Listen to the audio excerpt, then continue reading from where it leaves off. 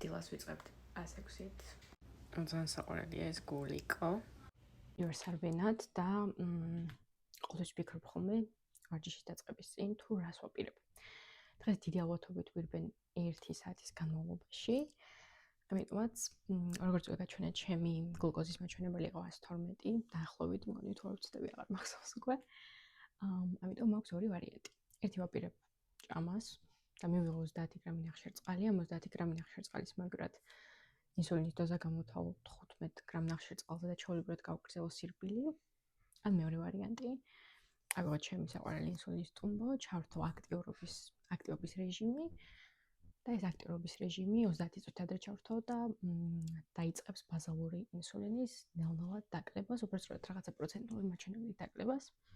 მესამე ვარიანტიც არსებობს, შემიძლია ეს ინსულინის პომპა გადავიყვანო მანუალურ რეჟიმზე. მანუალურ რეჟიმის საშუალებას გაძლევს, რომ პროცენტული მაჩვენებლებით დაუკლო შენ ბაზალურ ინსულინს და ამის შემდეგ ეს ჩემი აზრით ეს ძალიან ხელსაყრელია, იმიტომ რომ შენ გაძლევს უფლებას შენი ბაზალი შეცვალო. რა ძალიან კარგი არის ვარჯიშის დროს, მაგრამ ძალიან იშვიათად გადამყავს ხოლმე მანუალურ რეჟიმზე, ძირითადად ჩემი ტუმბო მუშაობს ავტომატურ რეჟიმზე. ვარჯიში, იმიტომ რომ გონია რომ ყველაზე მაგარი საშუალება არის რელაქსაციისთვის. და დაახლოებით ვარჯიშობ კვირაში 4-ჯერ. შეიძლება 3-ჯერაც გაჩნია, კვირას სეზონი. გადავწყვიტე რომ მაინც ჩავრთო აქტივობის რეჟიმი. ჩემ აქტივობის რეჟიმს დავაყენებ 2 საათზე და ნახოთ როგორ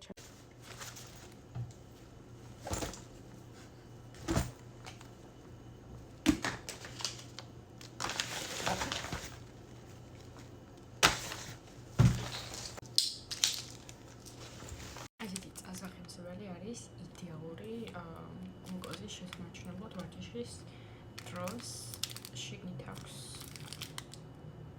25 გრამი ნახშირწყალი. ზოგადად შეიძლება ბევრი იყოს, ზოგადად შეიძლება იყოს იდეალური.